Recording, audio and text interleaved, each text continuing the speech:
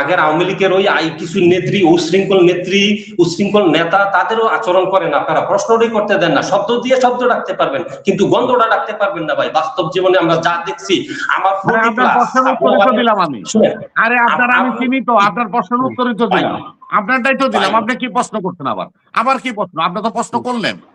আমার নেতা রিজভী আহমদ দুদিন আগে ফেসবুকের একটা বক্তব্য দিতে যাইয়া যার বিরুদ্ধে দিয়েছে তার কাছে ক্ষমা চাইছে।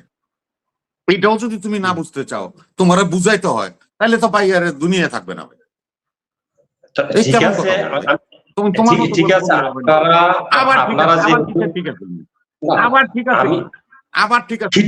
আমি এখন তোমার কথা বলবো।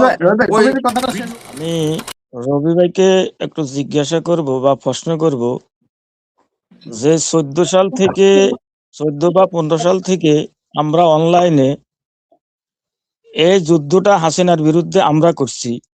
যারা মাঠে ময়দানে করছে তারা তো মাঠে ময়দানে করছে। রবি ভাই একটু কথাটা শুনেন। আমরা তো মাঠে ময়দানে যুদ্ধ করছি অনলাইনে। আজ আমরা অনলাইনে যুদ্ধ করছি 14-15 সাল থেকে, আর ওরা যুদ্ধ করছে আপনার এই মাঠে ময়দানে থেকে।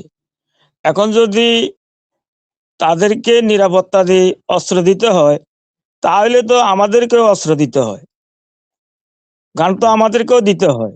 কারণ আমরা তো যে অনলাইনে কথা বলি, আমরা দেখা গেছে শত্রু হয়েছি। আমারও ব্যক্তিগতভাবে আমারও ধরেন বিভিন্ন লাইনের বিভিন্ন হয়েছে। তো এখন এরা যে সাধারণ মুষ্টিময় কিছু লোককে সরকার আত্মঘাতীয় সিদ্ধান্তটা নিল, এরা যদি আবার কাউকে হত্যা করে রাগের বশে হয়ে, এরা তো গুল্লি করে যদি কাউকে মতের পার্থক্য হয়, যদি এরা গুল্লি করে আবার কাউকে মারে, তাহলে এটা নিয়ে সরকার কি করবে? এখন দ্বিতীয় কথা হলো যে বর্তমানে যে আপনার দেশে নির্বাচন হবে বা নির্বাচনের যে পরিবেশ, এই পরিবেশ তো আমরা টোটালি দেখতে পাচ্ছি না। কারণ হইলো আইন শৃঙ্খলা হইতে সকল কিছু এখন নড়ে বড়ে। এই নড়ে বড়ে অবস্থাতে তাহলে কিভাবে নির্বাচন হবে? আমার কথা হইলো যে নির্বাচন করতে হলে সরকার, আমরা জানি যে অতীতে যে নির্বাচনগুলো হয়েছে তত্ত্বাবধায়ক সরকারের অধীনে, তখন আইন শৃঙ্খলা পুরাটাই নির্বাচন কমিশনারের আন্ডারে চলে যায়। এখন দেখি কি ওই আলু নিয়ে বিভিন্ন আলু নিয়ে, এটা নিয়ে, ওইটা নিয়ে, ফাতিল নিয়ে চেক করে স্বরাষ্ট্র উপদেষ্টা। তাহলে এখন আমার প্রশ্ন হইলো, ওরা যে নিরাপত্তা পাইছে তারা মাঠে থাকে, আর আমরা যে অনলাইনে 14-15 সাল থেকে অলরেডি বলেছেন যে মাঠে থেকে নিরাপত্তা আমরা। ধন্যবাদ আপনাকে। বিজয় সাহেব বলেন। আসসালামু আলাইকুম এনামুল ভাই, আসসালামু আলাইকুম সবাইকে।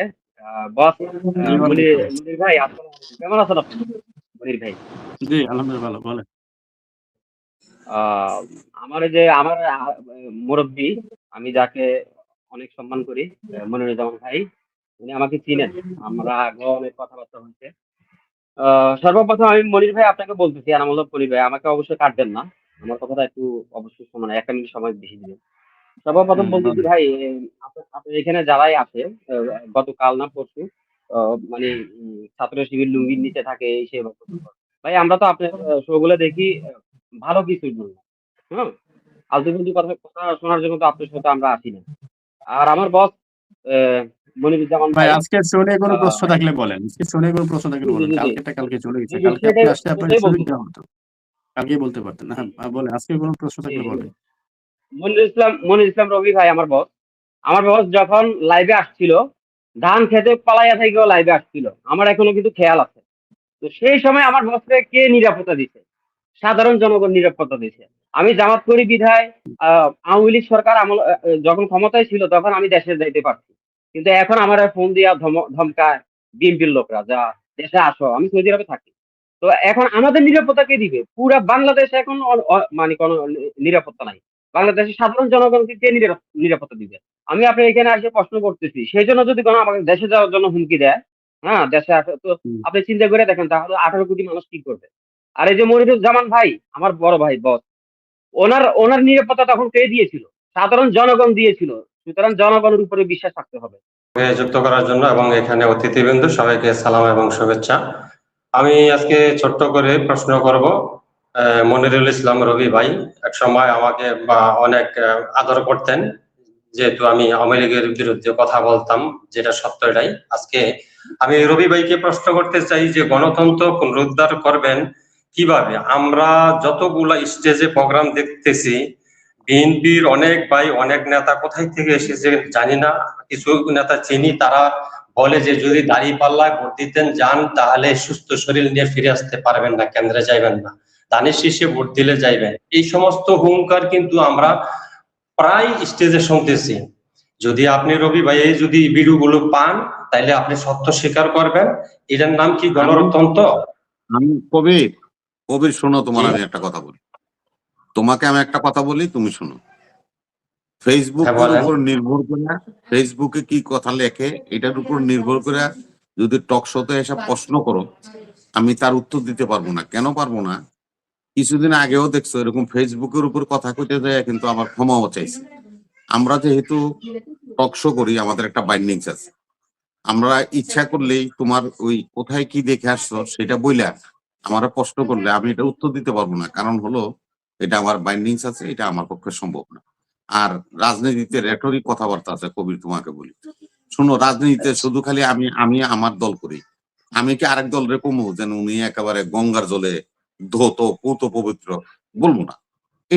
এটা রেটরিক, এগুলো রাজনীতি সম্বন্ধে বুঝতে হবে। একজন একজনের বিরুদ্ধে বলবে, এটার মধ্যেই আমাদেরকে নির্বাচন করতে হবে, সরকার গঠন করতে হবে, দেশ পরিচালিত করতে হবে, সবই করতে হবে। এটাকে আমরা যদি মূলধন হিসাবে ব্যবহার করি তাহলে একটু বলি, আমি আমার কথা শেষ করতেছি এখানে। আচ্ছা, বলবেন একজনে আরেকজনের বিরুদ্ধে কথা বলবেন, গঠনমূলক সমালোচনা বলবেন। এখন যতগুলো আরে ভাই আমি তো বললাম ভাই, তারা কথা বলবে। আক্তার ভাই এখন এই কি জানি বলে দাড়িপাল্লার লোক, উনি ওনার দলের পক্ষে বলবে, আমি আমার দলের পক্ষে বলবো, আমরা ডিবেট করব। এটা এখানে সীমাবদ্ধ। আপনারা লেখা দিল সেটা নিয়ে আইসা ওই ফেসবুক থেকে কিছু সংগ্রহ করে আইসা আমাকে বলবেন যে ভাই এটা হইতে আপনি বলেন। আমি ভাই পারবো না, ফেসবুকের কথা এবং কি আপনাদের নেতারা এইগুলো আমার কাছে কমসে কম 10টা-12টা ভিডিও আমি জমা রাখছি, বিভিন্ন মেসেঞ্জারে জমা রাখছি। যদি আপনি প্রমাণ চান দিতে পারেন। বারবার আপনারা অনুরোধ করতেছি, আপনার কথাটা ঘুরে এক জায়গায় যাচ্ছেন।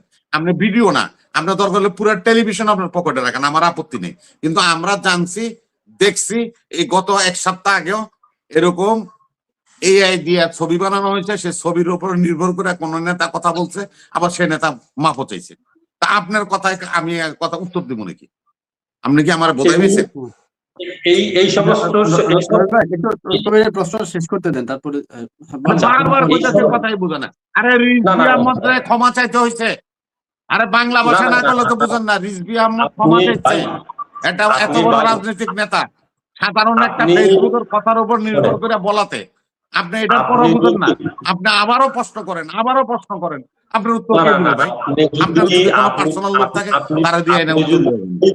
আপনি যদি কোনটা এআই আর কোনটা হইলো বাস্তব, এই সমস্ত বিষয় এখন যদি আমাদেরকে যদি বুঝাইতে যান, আপনারা অনেক জ্ঞানী মানুষ, আমাদেরকে যদি বুঝাইতে যান কোনটা এআই আর কোনটা বাস্তব, তোমারে বোঝানোর সাধ্য নাই। কারণ হলো আমি বলতেছি যে আমার নেতা রিজভী আহমদ দুদিন আগে ফেসবুকের একটা বক্তব্য দিতে যাইয়া যার বিরুদ্ধে দিয়েছে তার কাছে ক্ষমা চাইছে। এইটাও যদি তুমি না বুঝতে চাও, তোমারে বুঝাইতে হয়, তাহলে তো ভাই আর দুনিয়া থাকবে না। ঠিক আছে, ঠিক আছে, আবার ঠিক আছে, আমি এখন তোমার কথাটা শেষ করতে দাও, কথাটা শেষ করতে দাও। আমি তার একটা কথা দিলাম, গালি দিলাম। রবি ভাই শব্দ দিয়ে শব্দটা আমরা শুনলাম ভাই, শুনেন, সে তো বলে ফেসবুকে শেষ করতে দাও, ফেসবুকে আমরা আলোচনা করব না। আমি শোনেন, আমি শব্দ দিয়ে শব্দ ডাকতে পারবেন কিন্তু গন্ধ ডাকতে পারবেন না। আপনারা তো মানুষের প্রশ্ন করতে দেন না। এখন আগের আওয়ামী লীগের ওই কিছু নেত্রী, উশৃঙ্খল নেতা, তাদেরও আচরণ করেন আপনারা, প্রশ্নটাই করতে দেন না। শব্দ দিয়ে শব্দ ডাকতে পারবেন কিন্তু গন্ধটা ডাকতে পারবেন না ভাই। বাস্তব জীবনে আমরা যা দেখছি, আমার আপনার প্রশ্নের উত্তরই তো দিলাম আমি। আরে আমি সীমিত, আপনার প্রশ্নের উত্তরই তো দিলাম, আপনারটাই তো দিলাম। আপনি কি প্রশ্ন করছেন? আবার কি প্রশ্ন? আপনি তো প্রশ্ন করলেন, আপনার প্রশ্নের উত্তরই তো দিলাম। আপনি বলছেন যে বিএনপি আলারা বলছে যে কি দাড়িপাল্লায় ভোট দিতে গেলে তাদেরকে মারবে, কিলাবে, উমুক তুমুক, এটাই তো প্রশ্ন। তো এটার উত্তর দিলাম আমি। আপনার কথা আমার আরো প্রশ্ন আছে। তো ভাই আমরা কিনালন ভাই স্বীকার করছেন তো? ধন্যবাদ, স্বীকার করলে ধন্যবাদ। আমার প্রশ্নটা এতটুকুই, ধন্যবাদ। আসসালাম।